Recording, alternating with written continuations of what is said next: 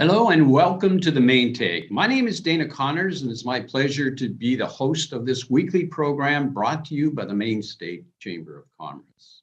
Each week, with the help of our guests, we take a look at the ideas, the issues, the initiatives at work in our state with the goal of improving the lives and the livelihood of Maine's people as well as our businesses. We also work at the same time to find those ways to help us grow our economy.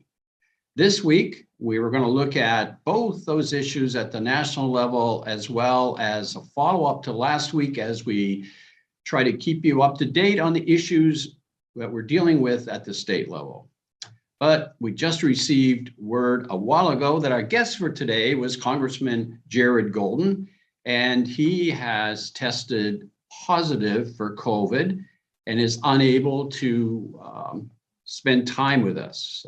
We were hoping to follow up to our conversation last week with Senator Collins, and we hope to continue when he's feeling better to have him right back here on our show, to be followed by Congresswoman Pingree as well as Senator Angus King.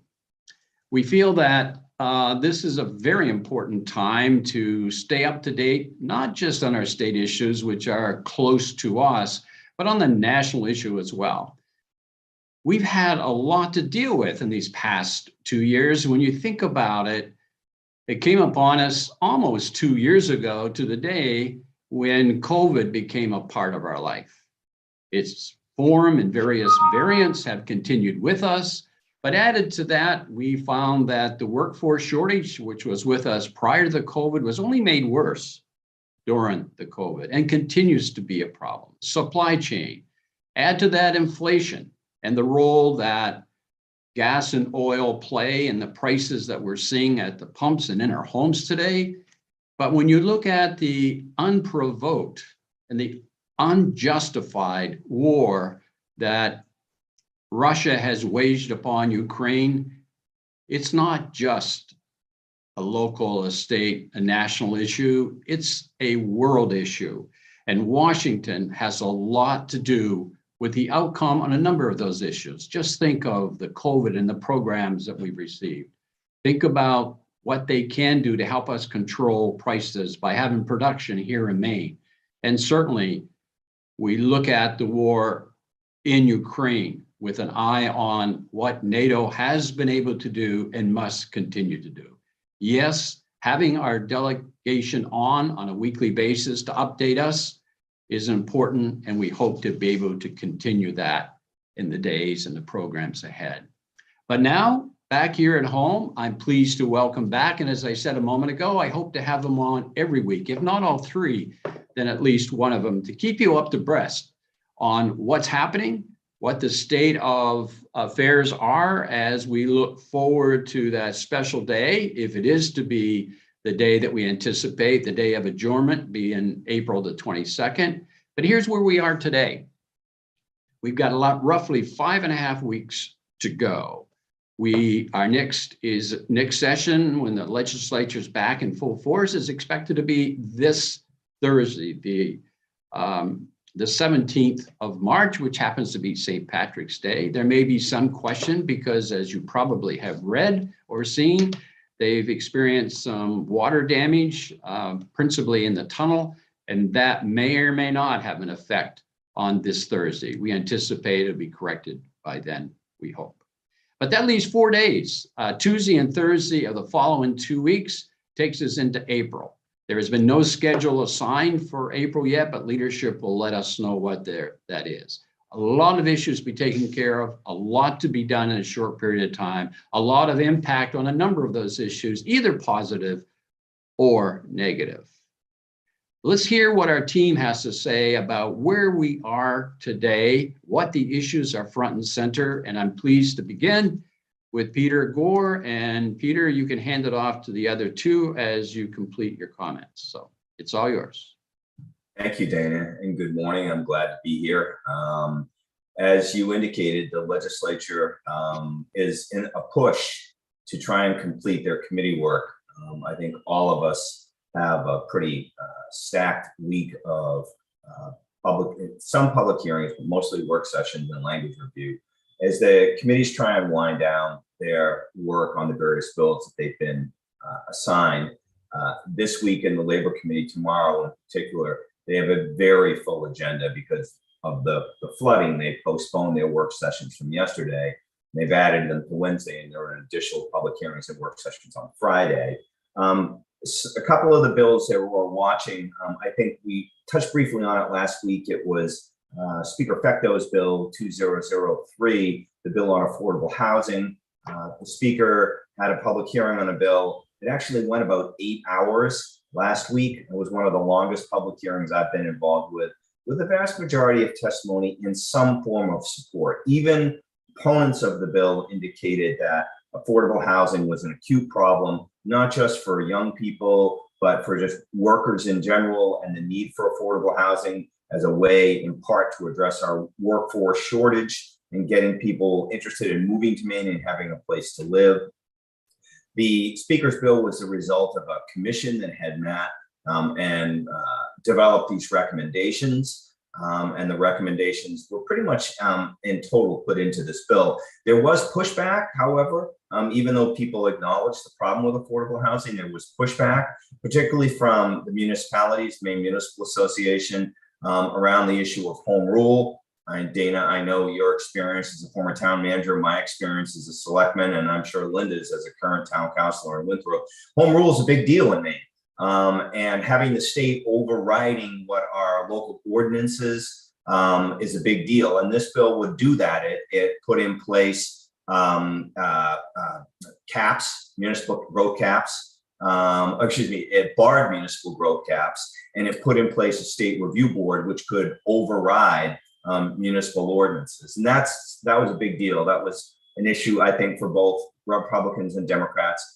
So the Speaker has submitted an amendment to the bill that will be taken up tomorrow, and he's removed those two provisions in particular. So it's hopeful that the bill will gain some more support. They'll be able to work around some of the other issues. They don't have a lot of time. I think they have maybe this week and maybe a day or two next week, and that's going to be it as far as the presiding officers go. The only other bill I'll touch on is a bill that has been submitted, I believe it's 1956, to extend the work of the Paid Family Medical Leave Commission. As you know, the commission was formed with legislation submitted last session, and they have been meeting so far this winter and into the early spring. And they're on how to implement a paid family medical leave insurance program in Maine, and in particular, to develop an RFP and choose an actuary to do an actuarial study to determine, how it's going to be capitalized, how it's going to be paid, what the benefit structure is going to look like, take up, et cetera, et cetera, et cetera. There was a subcommittee that has been meeting. They had a couple of meetings, and they met this past Friday. It appears that they've settled on an actuary. It appears that it may be Milliman. This is, not completely certain yet. But there is a bill because they can't complete their work as they were originally thinking that they could do this year. So they want to extend the work of the commission and have them produce legislation in the 131st legislature in 2023. And that's what the bill does. And so I'll be watching that public hearing tomorrow as well. So with that, I'm going to hand it off to Linda this morning. Yeah, in taxation, we have a lot going on, a lot of work sessions this week, like Peter's committee. In the work session today in taxation, they will be working LD 1704, which is another estate tax bill. And what this bill does is lower the threshold from the current $5.7 million to $1 million. So it's even worse than last year's bill. We were able to defeat last year's bill. And basically the sponsor, Representative Rachel Talbot Ross, does have an amendment for this bill. We don't know what that is. But we're going to wait and see. That work session is today. So as soon as I get off that, I'll be on the other work session. So the other two bills we have heading to the Senate this week that we oppose are two. One is the camp tax bill. That's LD 1337. And what that bill would do was basically authorize municipalities through a local ordinance to adopt an impact fee, or we're calling it a local option tax, on vacant property in Maine. So basically, if you have a second home and it's not your primary residence, it's considered to be vacant, and that can be subject to this new impact tax, which we don't know how much the impact tax could be. There's an unlimited amount. So it could be 1,000, it could be 10,000. We just don't know. Thankfully, the House of Representatives voted this down last week. It was voted down 76 to 53. So we're very pleased about that. It is heading to the Senate this week. Hopefully we get a similar vote. The other bill I want to talk about is called the Dark Stores Bill, or what is referred to as the Dark Stores Bill. But really this affects residential and commercial property. It's LD 1129. And what this would do is really trample the rights of taxpayers to challenge certain assessments. It really favors municipalities at the expense of taxpayers. It would prohibit assessors from considering things like easements, zoning restrictions, deed restrictions when valuing property with no such restrictions. So it really impacts a lot and it changes the way property is valued. We oppose this bill. Unfortunately, this is coming out of the House with a 77 to 55 vote ought to pass. So we are very concerned about this, and we're asking our members to contact their local representatives and senators to really vote no on this bill. So that is a bill that is going to be, we were thinking it's going to be on the calendar for Thursday as well. So with that, Ben. Yeah, thank you, Linda, and good afternoon. It's great to be back on the program. Carrying along the theme of what Linda and Peter mentioned, it is a very, very busy week in my two committees as well. I'll start off with the Energy, Utilities, and Technology Committee. The committee still has 16 total bills in their possession. The Senate Chair, Mark Lawrence, did seem to indicate at the beginning of their work session today that he is going to push very hard to try and get all of these bills voted on in the committee by the end of this week. I will highlight 4 bills that I think are worth noting and should be on everyone's radar, as they will have an impact in one way or another on all businesses in Maine. The first one is LD 1894. This is Senator Eloise Vitelli's bill to allow municipal-owned and government-controlled broadband networks. I discussed this bill last week. The committee did have a work session. There was an amendment that was released to the bill. The amendment makes some improvements. I think, at a high level, the chamber still has concerns about municipal and government-owned broadband networks. We would prefer to see public-private partnerships. We've been advocating for that for several years now. But a couple things that the amendment does that I think improves it is it would require water utilities or local utility districts to register with the Public Utilities Commission before they could own and operate a broadband network.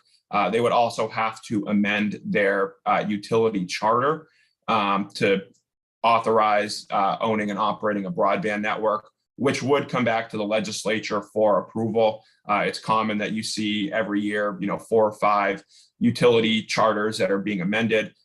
So we see those two things as an improvement to the bill. That being said, our concerns still lie with the overarching theme of having municipal-owned broadband networks.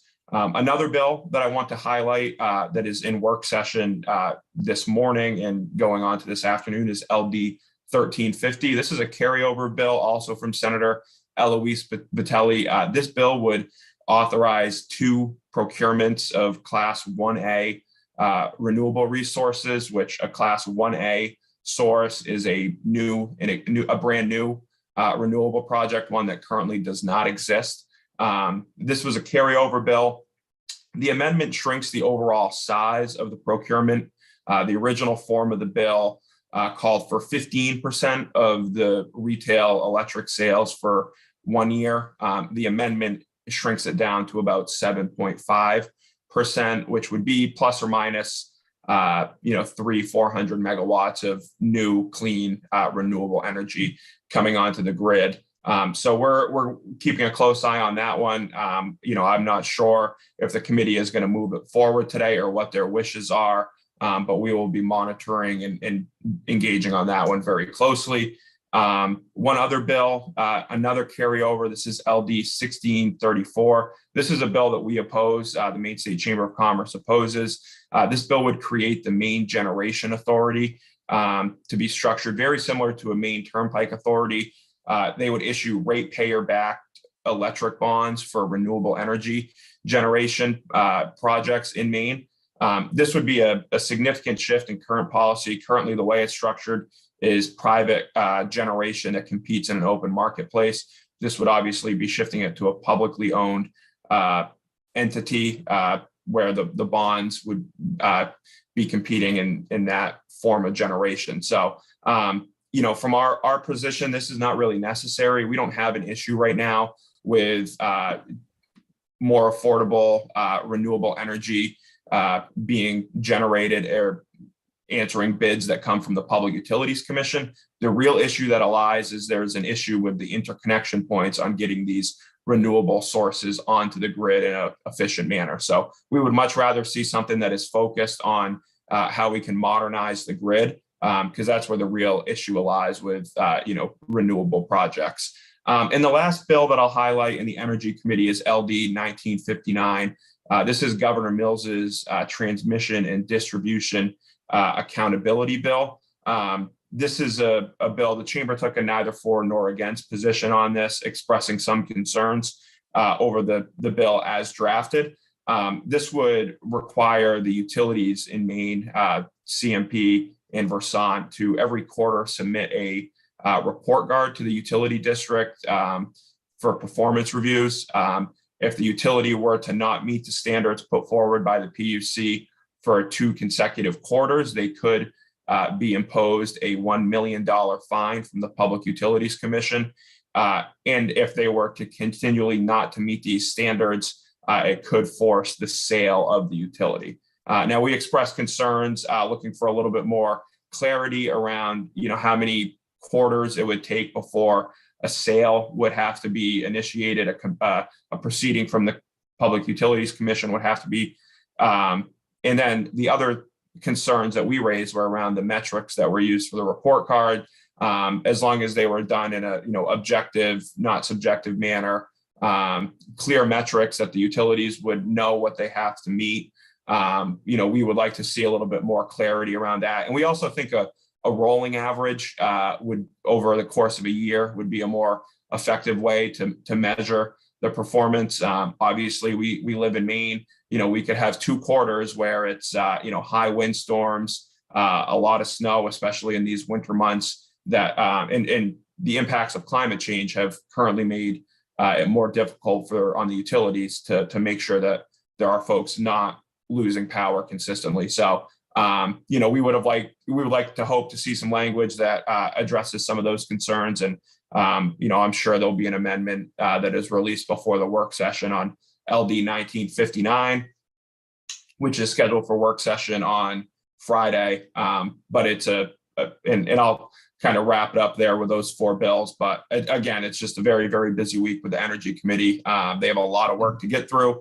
And not only is it a lot of work, they're, complex, major issues that are going to take, a couple hours worth of discussions. So we'll be tied up actively in that committee this week. Yeah, thanks, team. And just to point out that these are but some of the issues that we follow, and we don't follow all issues, in spite of the fact that there are 3 that you've just heard that do an exemplary job of representing the business community. The hearings were hopeful to be done, or they were hoping to have them done by last Friday, the 11th. That did not take place, as you just heard. And then you have 5 days this month, depending on whether on Thursday we can have it at that day, but there'll be a substitute. There's going to be 5 days this month, and we don't know how many. But until the committee completes their work, there'll be still bills that will be yet to be heard. And we didn't mention the surplus proposal, revenues over estimates, that totaled today of about $1.2 trillion, $1 billion. Yeah, too many zeros. $1 billion, and that is before the appropriations. And they held hearings. They have asked the ranking committee of specific areas contained within the governor's proposal to come back to them with a report between Monday of this week and the 22nd, which is Tuesday of next week. So again, it just reinforces what needs to be done. And to pick up on Peter's point, it is crunch time. And it's important that we provide for you up-to-date information, which we will do every week from now to the time the legislature adjourns. So thank you, all three of you, and appreciate your being on today. I now would like to turn it over to our regular guest when he is available to us, Peter Van Allen of Mainebiz. And Peter, in the form of Willie Nelson, has been on the road again. So Peter or Willie, when you bring us up to date on that program and what you're hearing. Willie Nelson part of it.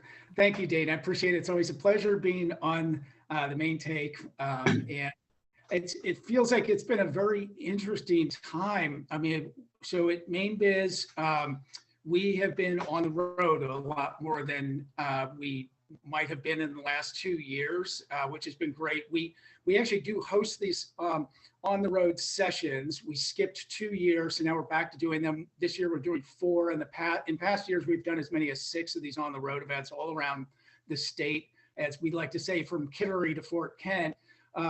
So last week was an exciting one for me. So we had our on the road event in Biddeford, and we also had meetings in Bangor, and we were also in Skowhegan. But it was a good chance to kind of just get caught up. We met with 2 university presidents, 2 bank presidents, and a whole host of different business people. Back in Biddeford, we met with the new owner of the pepperell mill. So some of your viewers might remember that this is a kind of a signature redevelopment of the old textile mills in Biddeford. The previous owner had redeveloped 10 of those for retail, commercial, and residential use. And this next set of owners, Chris Rhodes and his partner, plan to redevelop the remaining 6 of this total of 16 buildings. So it's a pretty significant investment, major investment going on. But one of the things I thought might be really interesting, I was in Skowhegan, and I thought you might be interested in this business that we're profiling in Mainebiz, and more importantly, the business leader, Amber Lampke. She is the co-founder and CEO of Maine Grains. So I have a little visual aid here. This is products that you might see in there. They're in 175 Hannaford stores. I believe they're in Whole Foods and some other supermarkets throughout New England. So she and her husband started this business 10 years ago. They basically had been doing a conference for people in the bread making community. And it was kind of part of the food movement, if you will. One of the things that the discussion revolved around farmers markets. And, you know, there's these rules at farmers markets that the goods that you sell there have to be locally produced. And she said you'd have bread makers come in. The grain wasn't coming locally. They were selling, you know, stuff like banana bread. And obviously we don't grow bananas in Maine. And so she set about, you know, doing this conference, the Kneading Conference, it was called.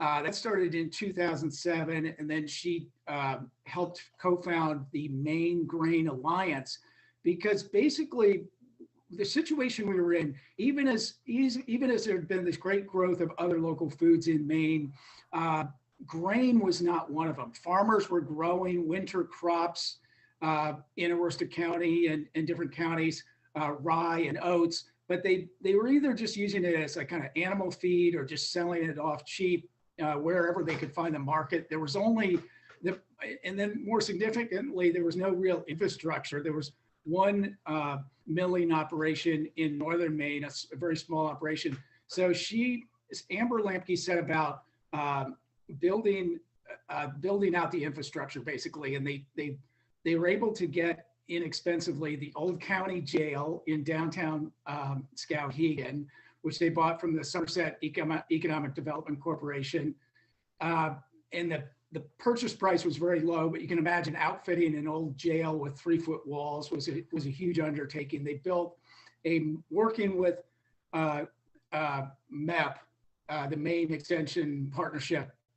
Is that what it stands for? MEP. Bill Whittier at MEP. They were able to build like a 4-story operation where the raw grain starts at the top and it goes through various layers of processing until it's bagged down on the bottom floor. And it's really quite a remarkable operation. This is all kind of taken place over the last 10 years or more. They're celebrating their 10th anniversary at Maine Grains.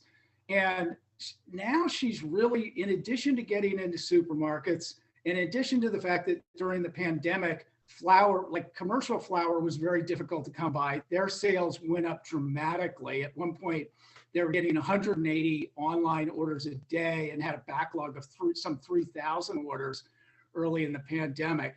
So their sales have done very well during the pandemic.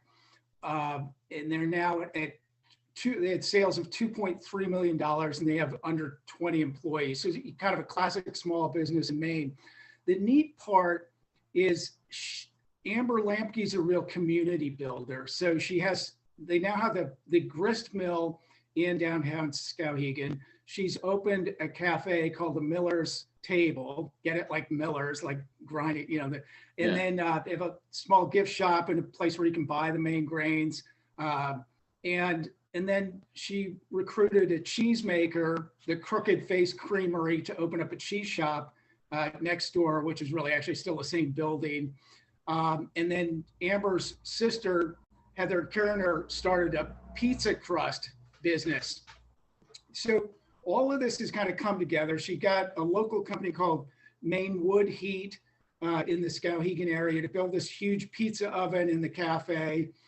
And this is starting to kind of coalesce as a community. And as if all of that weren't enough, she's now in the process of raising money to do 2 buildings next to her. One would be an extension of their operations with dedicated space for a farmer's market and demonstration kitchen. The next phase after that would include affordable housing. It would actually include apartments. And affordable housing is a desperate need. And we think of that as being an issue in more populous parts of Maine, but actually in Skowhegan, she was saying the vacancy rate in apartments is under 1%. So it's a desperate need there as well to have housing. So she's really a remarkable person who's done all kinds of community building, working with other businesses to kind of grow something in downtown Skowhegan. So that was pretty neat to see. Yeah, very, very neat to see. I'm sure she sounds like a force to be reckoned with that is really a strong believer in doing things and making things better and working with other people. That's very encouraging. That's nice. Thank you. So a little sneak peek. Yeah. Sorry, go ahead, Dana. No, I was going to ask you earlier on, you mentioned that you had met with several bankers and CEOs. What was their mood like? Did they seem, in spite of all that's going on in these past 2 years, times that we live in, were they optimistic? Were they cautious? What was their mood? I think they're optimistic. So we met with Jean Hewlett, she's the president of Biddeford Savings, and I believe the sister bank is Maine Community Bank, and then Vanessa Midori at Maine Savings in Hamden. And they're both, they both went through their whole refi boom of the past 2 years. They're both writing a lot of mortgage, or they're pre-qualifying people for mortgages. I mean, what they're saying is that if you're not paying cash for a house, you're getting beaten out. So a lot of the people that are pre-qualifying for mortgages aren't actually making it to the finish line to get a house because they're getting beat to the punch by somebody paying cash. But I think on the commercial side, they're doing lending things. I think in both cases they've been, they've done pretty well. And I think in each case they had PPP loans that they processed. So it's been a busy past 2 years, I would say. Yeah, well, Peter, as always, you always bring us positive news, good news, and we welcome that. And I think everyone does, because it's all about consumer confidence in the economy, and it builds upon that type of positive story, positive attitude. So Once again, I thank you for being on our team and on our show, and we'll welcome you back. Dana, thanks so much. Have a great day. You too. The takeaway for this week, I can't help but to go back to what I had said at the outset. It's regretful that COVID was the reason that Congressman Golden couldn't share time with us today. We'll certainly have him back, but it sure proves that COVID hasn't totally left us yet. It may be one variant or another, but it still remains with us. And today was the reason that Congressman Golden wasn't with us. But that also reminds me and all of us as to what we have so special in Maine that most states would envy to have. And I'm afraid from time to time we take it for granted, and that is access. Where but in Maine could you have Senator Collins, Congressman Golden, and expect to have Congresswoman Pingree and Senator King on a show? Truthfully, probably no place but Maine.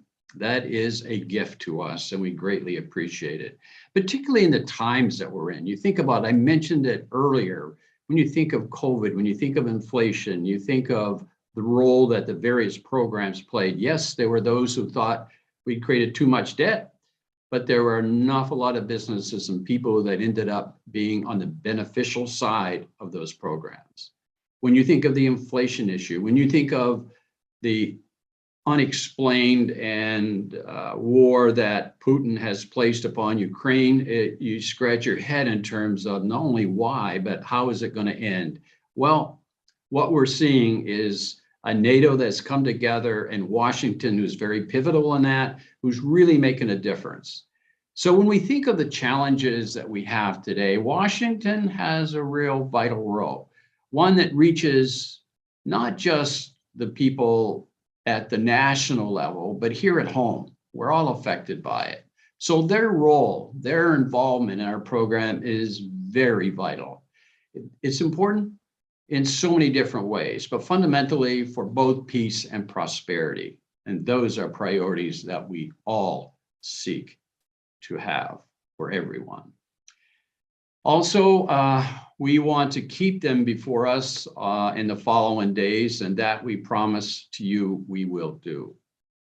We also talked here a few moments ago about what's going on here in Maine. We don't want to overlook that, because that is the branch of government outside of your towns and cities that's closest to us. And there are a number of issues that will be addressed in these next 5.5 weeks, whether it's the financial side of it, dealing with the surplus revenue over expectation, which is $1.2 billion, or whether it's the issues that our team spoke to you about. And they are not all the issues.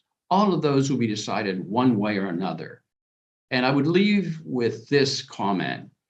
As good as our team is, your role is equally important. You know your representative. They're responsible to you to represent you. Please take the opportunity to reach out to them. I cannot begin to tell you how important that is. We just heard Peter Van Allen from Mainebiz once again, this time, as he said, on the road. And I'll make no reference to Willie Nelson in that respect, because he brought to us some very positive information that we all want to hear, and that all makes a difference, because like we said on the program, consumer confidence plays a vital role. I also want to give you kind of a sneak preview of what we can expect to have on next week. It'll be one of our delegation. We hope we can continue with Congressman Golden, that he's feeling better and can participate with us at that time. If not him, we'll have one of the other two. I would also want to bring to your attention, many of you are familiar with the best places to work in Maine. It's been a program in this state for a number of years, and it's a very important one. And it's a process whereby businesses select on their own to have their businesses evaluated based on the workplace environment, but also how the employees are treated. And the interviews are done with the employees. And that's evaluated, that's ranked, and it's available to small, medium-sized, or large businesses. Each have their own category, each are evaluated and ranked, and they all come together once a year in an air of celebration. And it is a celebration, both for the employer and the employee. It's a very infectious time, an important time. You always leave feeling good. And the company can talk about marketing themselves as one of the best places to work in Maine. Well, next week, we have a similar program to introduce to you, one that we're excited to talk about because it's similar in so many ways, but it's about businesses that are family friendly. And think about that at the time we're in, how important that is. But I leave you with one other issue to share with you. This Thursday, St. Patrick's Day. And we all celebrate in our own way on that day, but there's another day we need to celebrate, and that's today. Today is Statehood Day. It's the day that, well, it wasn't the day, it was in July of, I think it was 1819, that the state of Maine voted strongly and overwhelmingly to separate from the Commonwealth of Massachusetts. That was accepted. Maine was accepted as a 23rd state of the Union.